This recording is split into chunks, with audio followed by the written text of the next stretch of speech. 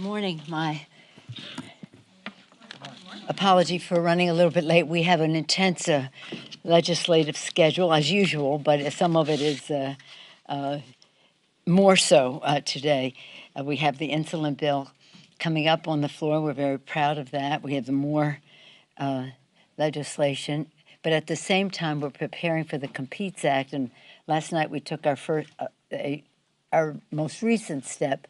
Today we'll have the Republican motion to instruct, which is the right of the minority. At the same time, we're preparing for actually taking up the Competes Act. So there are all kinds of things happening at once. At the same time, though, I have to say it's with great sadness that we said goodbye to Don Young, our dean, a member served 49 years in the Congress, 49 years in the 49th state, so beautifully acclaimed at his service the other day. And then it was shocking to learn that he had passed. He wasn't sick. He just went to heaven. And then Madeleine Albright, she had been sick the last few months, and that was a terrible loss for her. A great patriot, the first woman Secretary of State. She made us all so proud about her commitment to the national security of our country, especially now learning from her right up until the end about her experience coming to the United States as a refugee and seeing what's happening in Ukraine and all these refugees coming. So for us, one staunch Republican leaving us, someone we beloved in our Congress,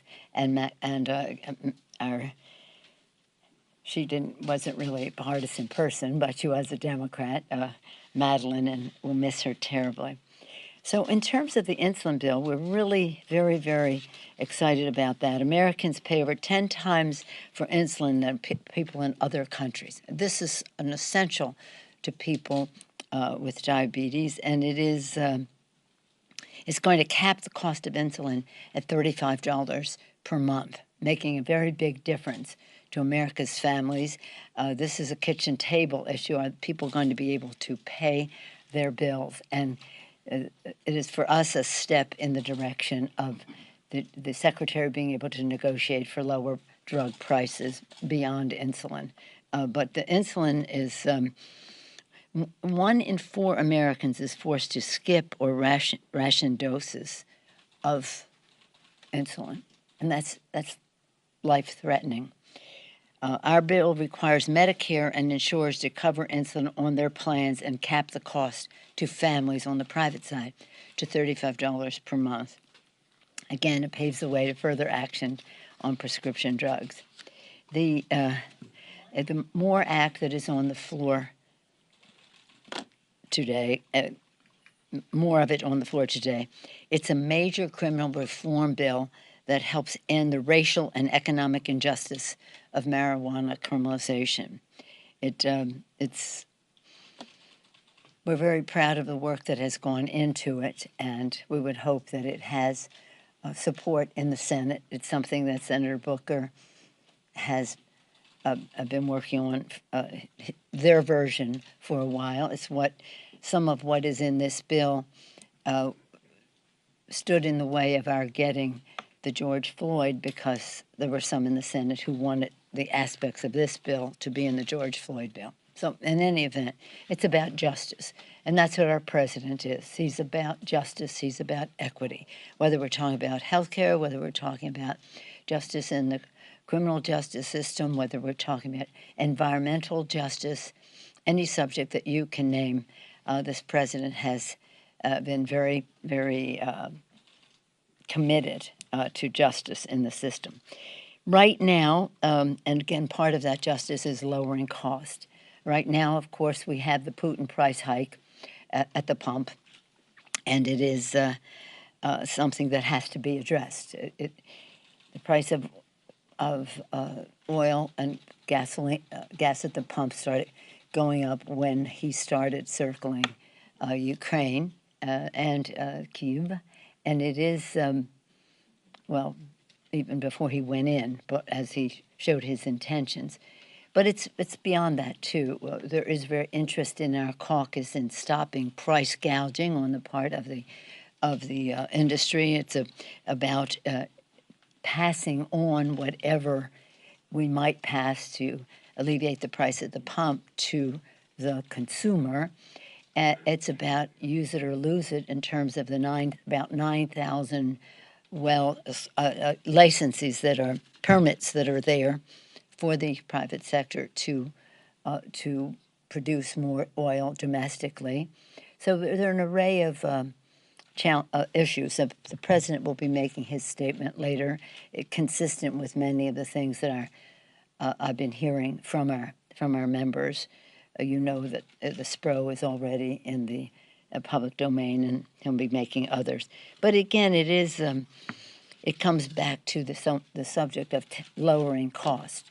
So lowering cost at a time of inflation is a reality that must be faced and must be addressed and must be lowered. One place is at the pump.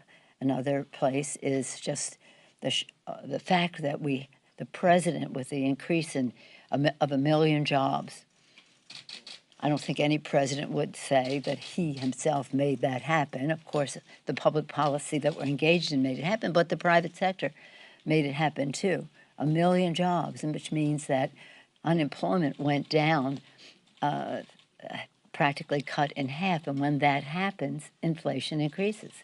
I've told you before when I was a new member of Congress and the chairman of the Fed said unemployment is dangerously low, is going to increase inflation. It's the way it is. But nonetheless, we have to recognize that. Another cause, of course, is COVID. And COVID. We have many reasons to address COVID, but one of them is to recognize the shortage of supply, the supply challenge that we have in so many respects.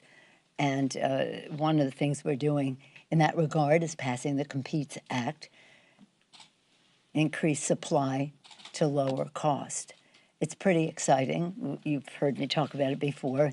We'll have over $50 billion committed to manufacturing chips, 1,000 chips in a car, 2,000 chips in an electric car. It's pretty exciting, chips and semiconductors. Another over $40 billion to address the supply chain challenges that we have, bringing supply back to our shore or near-shoring them, and the research and education pieces of it. Again, justice, to have many more people participate in the new aspects of our independence, of this president declaring our independence, our self-sufficiency, because we are making more in the USA. And so that's pretty exciting. But it's a very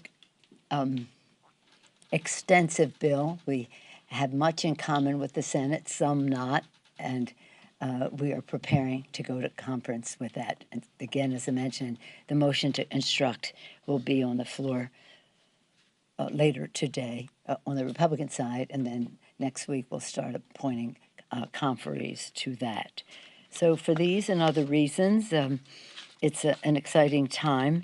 I just closed by saying yesterday I had the honor of a visit to the Speaker's office from 5 members of Parliament, women members of Parliament from the Ukraine, accompanied by Ambassador Makarova, whom you all know her. I mean, many of you have seen her here, but she brought 5 members of the Parliament who are women. These women are young. They have children. One child was 2, another 8 years old, small children, their husbands in large measure on the battlefield fighting there, but they thought it was important to come to the United States to tell the American people how they see it from there. They're going on to Canada after that. I had them in with the member of our members, women members, but also the chair of the Foreign Affairs Committee. It was factual, inspiring, emotional, a sense of urgency that you all are aware of. The president of Ukraine has made it clear. But to hear the stories of the children, children are my reason to be here.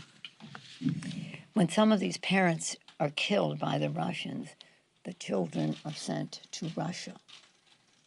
How about that? And I think we should get more evidence and documentation about that crime against humanity that the Russians are committing to the children. In some cases with a parent, in some cases not. So again, we pray for the people of Ukraine. We're inspired by their courage, instructed by their president. And I say in closing, once, I'm so proud of our president, the leadership he has provided, not in calling the shots, but working together with our allies in NATO and others outside of NATO for unity against the Russian unlawful assault on a sovereign country, not respecting its borders and harming its people. Any questions?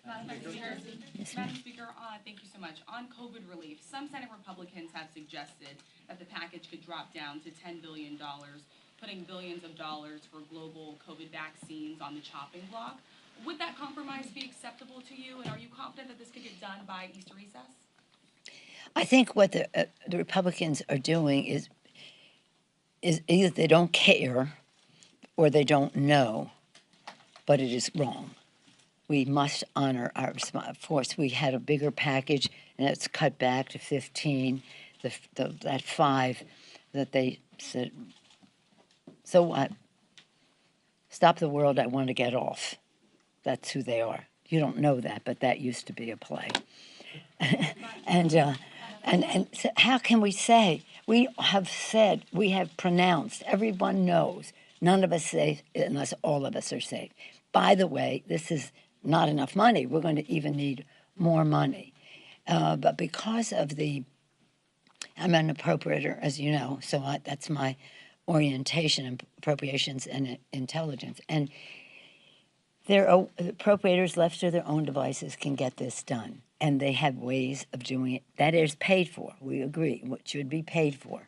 But they will not accept the pay-fors that have been traditional in using budget outlays and the rest. This is shameful. And we have to get the money. It's not going to last this past probably June 1st. So for them to they're making statements saying, well, we don't see this as a problem. It's a problem. It's a shame. Madam Speaker. Yes, Jan. Good morning. Thank you. We're going to have this bill on the floor soon about cannabis, legalization of cannabis. Yeah. As a mother and a grandmother, how do you feel about that? What are the concerns that other parents might have about this bill? I understand the merits of this, but what are the potential problems when some medical experts talk about the issues and the social issues that could contribute? Well, this is the decriminalization of it. It's the decriminalization of it. And the fact is many states have already done that. And so this is consistent with what is happening in many states across the country. And it also addresses the injustices of it because of what penalties had been before some of this decriminalization took place. So I'm all for it. Look, there's so many discussions that have gone on over the years about the use of marijuana or cannabis or whatever. The fact is, it exists. It's being used. We've got to address how it is treated legally, and not in a way that mistreats people on the lower income scale. Not says if you're wealthy you can be engaged in all of this, but if you're not, there are barriers to you've been getting banking services in order to do it. So it's a fact of life that needed appropriate public policy to address it. Yes. Let me just see one of our regulars. Any regulars here? No. Yeah, okay. You laid out some solutions that would have a long-term impact to bring gas prices down, but in terms of immediate relief for Americans in the short term, would you support the idea of something like gas checks, rebates, vouchers to Americans? And in that same vein, do you have concerns that if that were to happen, that would cause inflation to go even higher? Well, let's just say, first of all, the main question had been, do you support a gas tax holiday? And that is immediate, and it has appeal. People understand it. There's going to be a reduction in the gas tax. That's the pro. The con is that the oil companies do not necessarily pass that on to the consumer. They haven't in the past. And so we're losing the money in the Highway Trust Fund because we've just taken that out. It goes to the oil companies. You cannot write a law. You cannot write a law that requires them to pass it on. That's just the way it is. We've tried every which way. You can have moral suasion, you could encourage, you can incentivize. You cannot require it. So we have a situation where there's money coming out of the Highway Trust Fund. It's going to the oil companies. They may not give it to the consumer, and it has to be paid for. So we're paying for something to give a break to the oil companies that isn't even going to the consumer. So that's the con. The pro is very showbiz. Okay, let's just do something, there it is. But it is not necessarily landing in the pocket of the consumer. It's taken out of the trust fund. We have to pay for that to return it. So that takes us to something else. How do you do that? Do you do it with a tax on production? Or, do you have the consumers pay for that? That is, so people are saying, well, how do we put the tax at the doorstep of the tax industry? So you took it to the right place. How do we help people directly? If you're going to have to pay for it, and you don't want it to come out of the trust fund, something could be a rebate card or a direct payment, and those are the things that are being considered. But some of the things that looked appealing in the beginning to some, if this were my caucus, one half the room would say, let's go with that, and the other half would say, well, wait a minute, it's not going, did you know it's not going to the consumer? So there are a number of approaches that are on the table. You're going to have let's hear what the president has to say today. That will be very important to us. What he has to say. He's going to talk about the SPRO to reduce it. He's going to talk about, we'll just hear what he has to say. Yes, ma'am. On gas prices and what the president is going to say today. One of the things he's supposed to recommend is that Congress put fees on oil companies that don't utilize permits that already own. Is that something that you would support and implement here? And also, you're calling it the Putin gas hike, but gas prices started rising a year ago. So is all of this to blame on Putin, or are there other issues? No, partially. I don't say it's all Putin, but it's partially.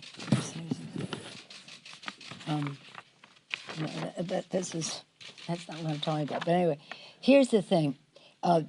When the president makes his statement, I will comment on his statement.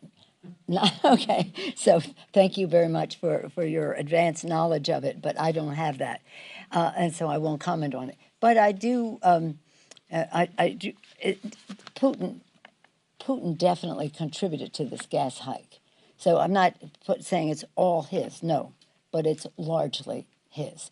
So when we talk about this, price of oil went down from what, 140 to 105. Have you seen it go down at the pump? Seems like it goes up when the price of oil goes up. It doesn't necessarily come down when it goes down. So to your first part of your question, there is we have always said use it or lose it. 9,000 permits exist for them to drill on land, on shore.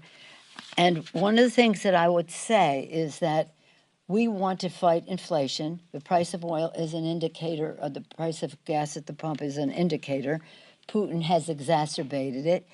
But we cannot allow the fossil fuel industry to use this as an excuse to reverse everything we're doing to save the planet. One of the things I think that the president may say, I don't have this as a fact, is that we will use the Defense Production Act to speed up diversification so that we're not so dependent on oil. One of the encouraging, many of the meetings that we had at Munich with leaders in Europe, either heads of state or the EU, or countries coming together, was about diversification. Everybody knows security and energy are linked. If you're dependent on a country like Russia, your security depends on your having that energy, but it also is a risk to your security to have somebody like a Putin call your shot, A. Secondly, in that regard, we are trying to supply as much as we can to backfill what people would not get from Russia should the countries decide they're not going to buy the oil from Russia. But what we heard that was so encouraging at all the meetings in Munich was diversification, diversification, diversification. We must stop being dependent on energy, not just oil, but other energy products from Russia.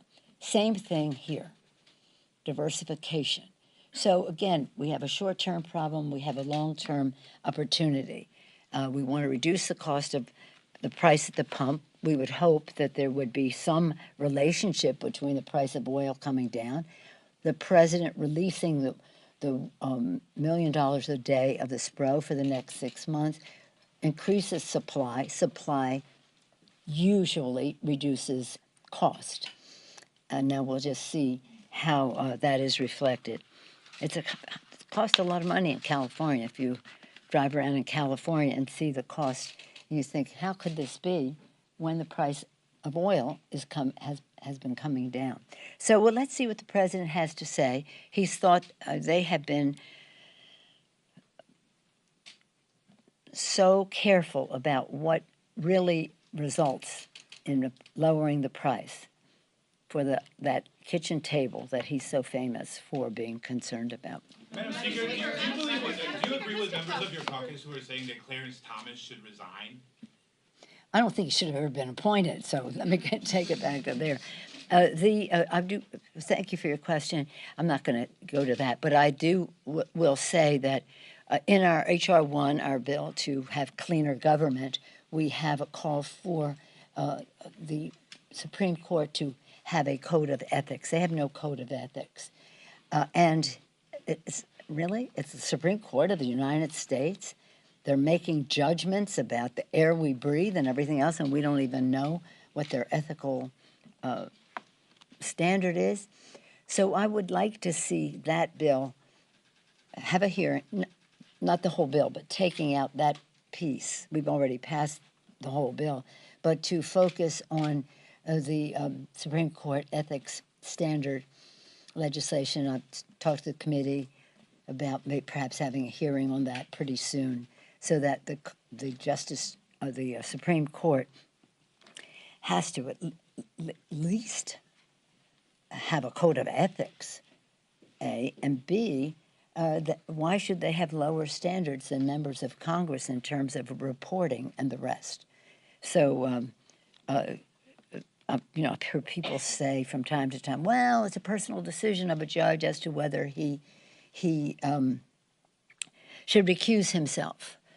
Well, if your wife is an admitted and proud contributor to a coup of our country, maybe you should weigh that in your ethical standards. Just one more, Jake. Just on the two issues you talked about, gas prices and the CHIPS, the innovation bill. What is your timeline? What do you see those two coming together? Well, Mr. As you know, I'm very committee oriented, and there's some proposals that would have to go through the Energy and Commerce Committee. The chairman would rather do the bills after they have the hearings. So After they have the oil CEOs in, you mean, or after they have the hearing on the bill, or? yeah. That would be one. I mean, I'm not telling you his plan, but I'm just saying I would infer from his statement that that would be one important date. And then chips are this. As I said, today the Senate did what they had to do. Then they send us the paper. We get it. We do what we do. We send it back to them today. They, at the beginning of next week, have their vote on how we go to conference, and then we start appointing conferees.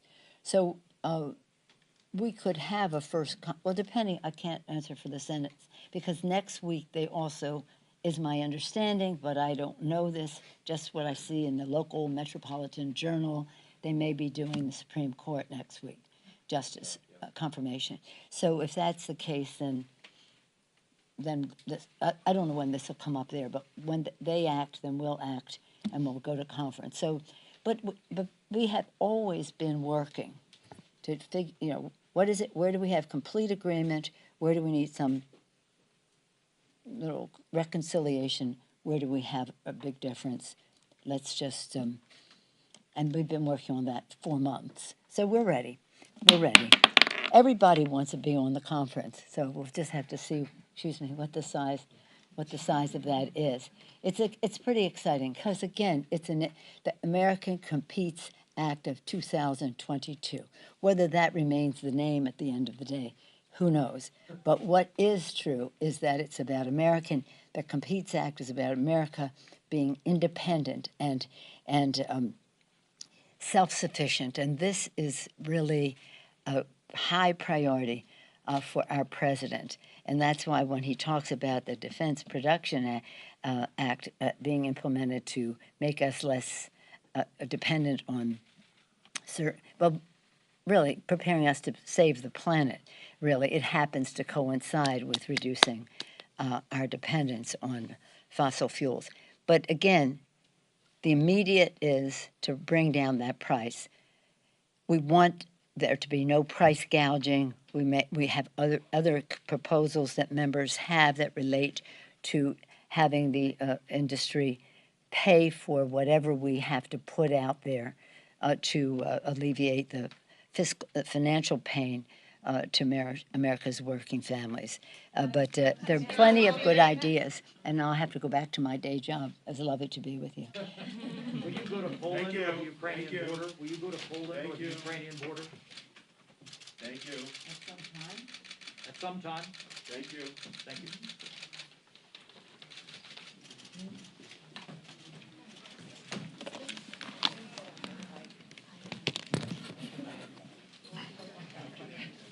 Thank you, Michael.